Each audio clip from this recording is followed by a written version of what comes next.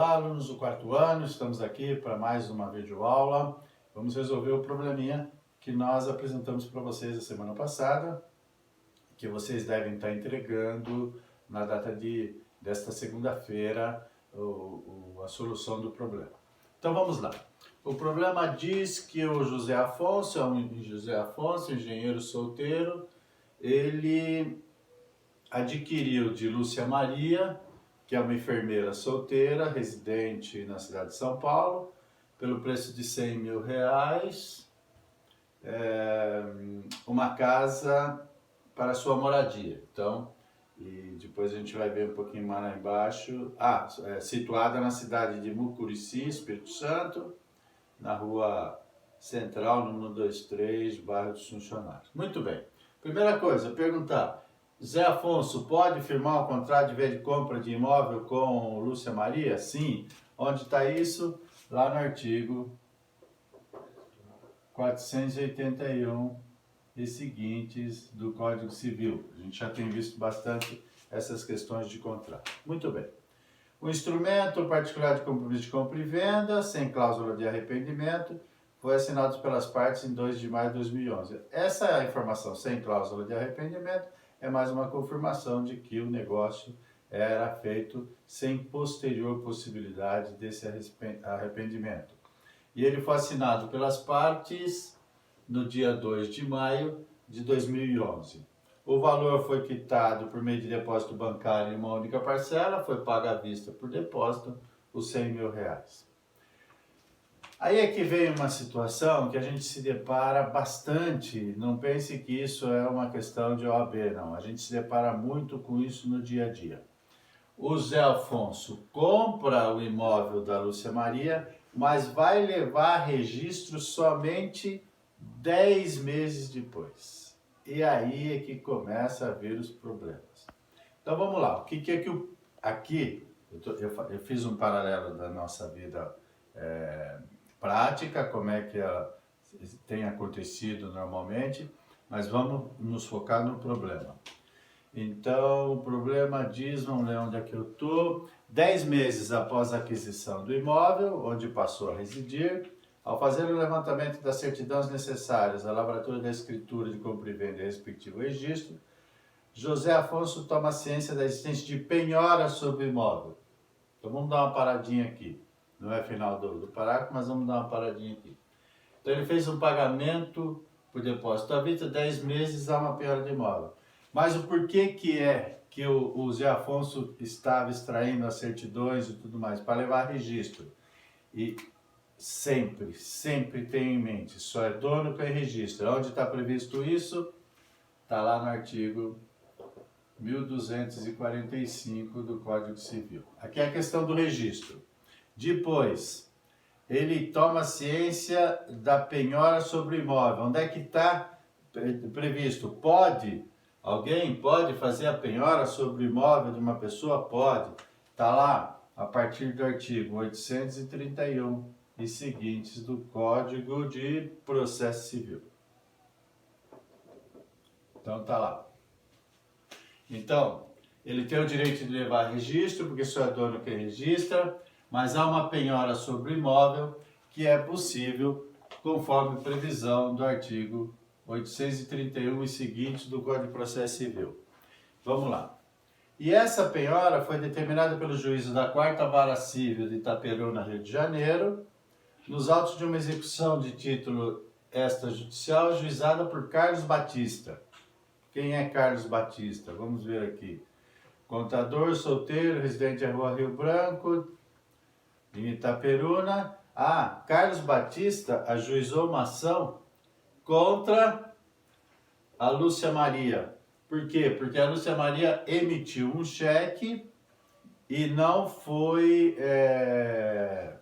havia suficiência de fundo, muito provavelmente, embora o problema não diga isso. Mas ele diz, visando receber o valor representado por um cheque emitido e vencido. Então, evidentemente, o cheque não foi pago no seu vencimento, na data aprazada. Só que isso aconteceu, a Lúcia Maria emitiu esse cheque somente 4 meses depois ela emitiu o cheque 4 meses depois de realizada a venda. Então, nós estamos em maio, junho, julho, agosto, setembro. Então, por volta de setembro é quando ela teria feito esse negócio com Carlos Batista. Então, o negócio feito de Lúcia Maria com Carlos Batista é posterior. Mas vamos seguir. 4 meses no imóvel. Bom, muito bem. Aqui o que está acontecendo? Houve uma penhora sobre o imóvel do José Afonso. Penhora significa uma construção sobre o bem. Isso, construção sobre o bem, onde está previsto artigo 1210 do Código Civil. Então temos que levantar essa questão também. Muito bem. Aqui. Execução. Aquela velha pergunta que a gente tem sempre que fazer. O Carlos Batista pode promover uma execução de título extrajudicial contra a Lúcia em razão do título emitido pelo cheque? Pode. Onde está previsto isso? Está lá no artigo 781 e seguintes do Código de Processo Civil. Então, perfeitamente possível essa questão. Então, a determinação de penhora do imóvel ocorreu em razão do excesso de requerimento. Quer dizer, o Carlos Batista, quando ele ingressou com a ação, e vocês podem verificar lá a partir do artigo 781 e seguintes do Código de Processo Civil, em que ele pode fazer o requerimento de penhora sobre determinados bens. Ele pode indicar os bens que ele quer a penhora. E ele fez isso, ele indicou especificamente esse imóvel para penhora, embora houvesse a existência de outros imóveis livres e desimpedidos de titularidade de Lúcia Maria, cidadã de posses na cidade onde ela reside. Então significa que a Lúcia Maria é proprietária de outros bens, mas o Carlos Batista indicou para a penhora esse único bem e esse bem veio à penhora. Muito bem. No caso de compra e venda, levou o registro 10 meses depois, tinha uma penhora no meio do caminho. E agora o Carlos Batista, o que a OAB quer da gente? O Carlos Batista tem que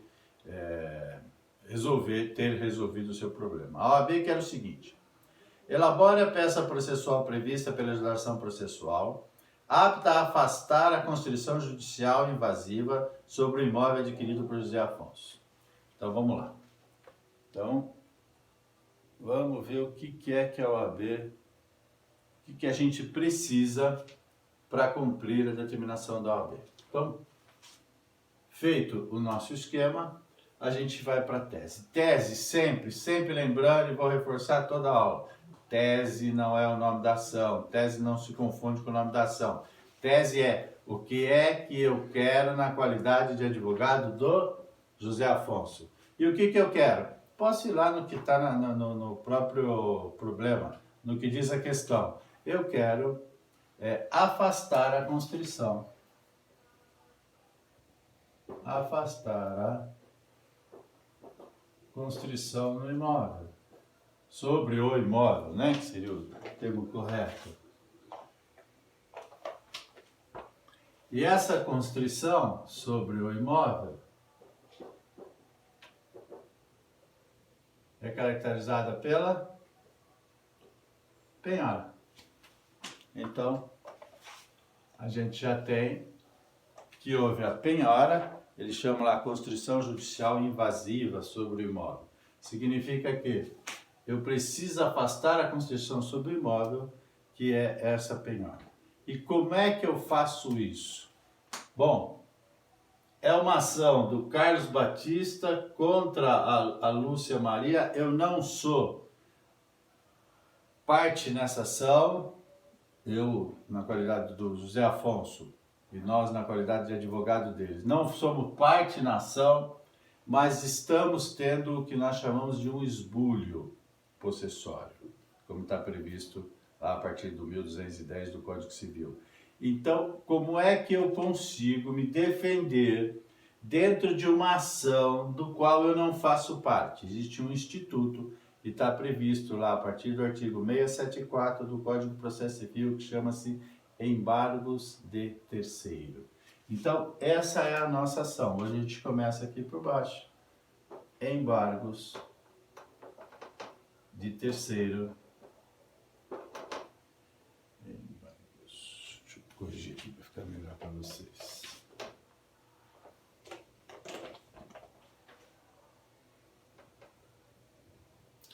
Então a gente já tem aqui o artigo 674 do Código de Processo Civil. Muito bem. E como é que eu vou fazer para afastar essa penhora? Bom, a penhora, a gente vai fazer o afastamento dela na argumentação. E nós vamos demonstrar que esse negócio realizado entre Carlos Batista e Lúcia Maria é posterior à compra e venda.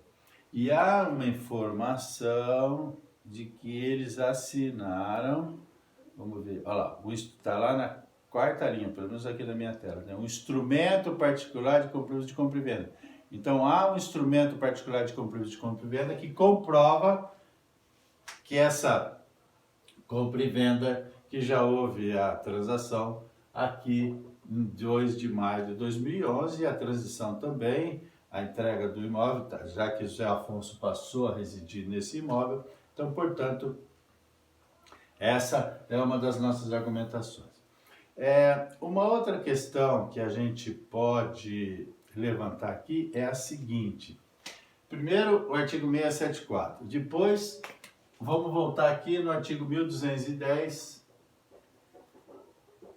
do Código Civil, que fala sobre o esbulho e aquele que sofre o esbulho na sua posse tem o direito de permanecer no imóvel e tal. Então, a partir dali, a gente tem uma situação nesse sentido para que afastar essa constrição.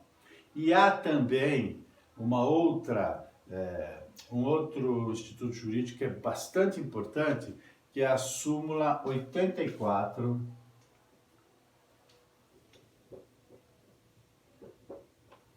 que trata sobre o assunto. Pesquisem lá a súmula 84 da STJ, que vai ser muito importante para vocês terem essa consciência. Muito bem, eu já tenho fundamento jurídico para embasar o meu pedido, agora eu preciso da competência. Quem é o juízo competente para processar e julgar essa ação? Aí nós temos que a Lúcia Maria mora em São Paulo, o Carlos Batista, onde ele mora mesmo? Ele mora em Itaperuna, e o Zé Afonso mora em Mucuruci, e aí nós temos 3 cidades, e aquela brincadeira que eu faço em sala de aula, que quando tem 2 cidades, ou uma ou outra, e aí a gente tem 50%, agora é 33,33, ficou mais difícil de eu chutar? Não, eu não tenho que chutar. Eu não tenho que ter preguiça de ler. Lembra que eu falo para vocês? Tem que ler. E aí você tem que ler 2 artigos só, não precisa ler mais do que isso. O 674 começa a falar dos embargos de terceiro. E no artigo 676 do Código de Processo Civil, eu vou até, ele deve estar aqui aberto. Os embargos serão distribuídos por dependência ao juízo que ordenou a constrição e autuados em apartado. Então, ele vai ser distribuído por dependência ao juízo que determinou a constrição. Quem foi o juízo que determinou a constrição? O juízo nós temos aqui, onde é que está? A 4ª Vara Civil de Itaperuna. Então, qual é a minha competência? É a 4ª Vara Civil de Itaperuna /RJ.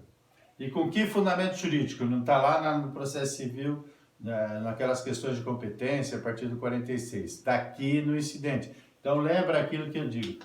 Toda vez que nós tivermos um incidente jurídico, um capítulo específico, verifiquem, leiam todos os artigos desse capítulo para verificar se ele traz alguma questão processual. No caso aqui, tem a questão processual da competência, então nós precisamos seguir o artigo 676 do Código de Processo Civil. Muito bem, e a ação que nós vamos ter que propor é o embargo de terceiro do José Afonso contra o Carlos Batista. Por que contra o Carlos Batista e não contra a Lúcia Maria? Porque o nexo causal, o que levou ele à constrição do bem, foi uma ação proposta pelo Carlos Batista.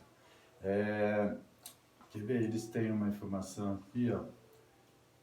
A penhora foi formulada após requerimento do credor que desprezou a existência do... Ah, e tem mais esse detalhe, além de tudo mais, importantíssimo. Além de tudo, ele despreza que tem outros bens. Esse bem já tinha sido vendido. Então, por que pedir a penhora sobre esse bem? Ela tem vários outros bens, o problema mesmo diz que ela é uma pessoa de posse na cidade, então ele poderia, essa penhora, para garantir a execução, pode ser requerida e pode recair sobre qualquer outro imóvel de propriedade da Lúcia Maria e aí sim livrarmos o imóvel, a constrição que recaiu sobre o imóvel do José Afonso. Muito bem, essa foi a aula que nós teremos, a explicação da aula apresentada semana passada e agora explicamos essa semana e vamos aguardar. Estamos aqui ainda dentro de casa, aqui a minha luzinha que fica dentro da minha cozinha, e o Matheus é o nosso contra-regra, ele é quem cuida de tudo, faz todo o esquema aqui, eu só apresento para vocês. Então, essa segunda-feira é essa nossa aula, amanhã cedo eu estarei postando, estarei ao vivo para qualquer atividade que vocês queiram, para a turma da manhã, e à noite para as turmas da noite. Um grande abraço a todos, espero que estejam em casa e principalmente espero que todos estejam muito bem. Um grande abraço.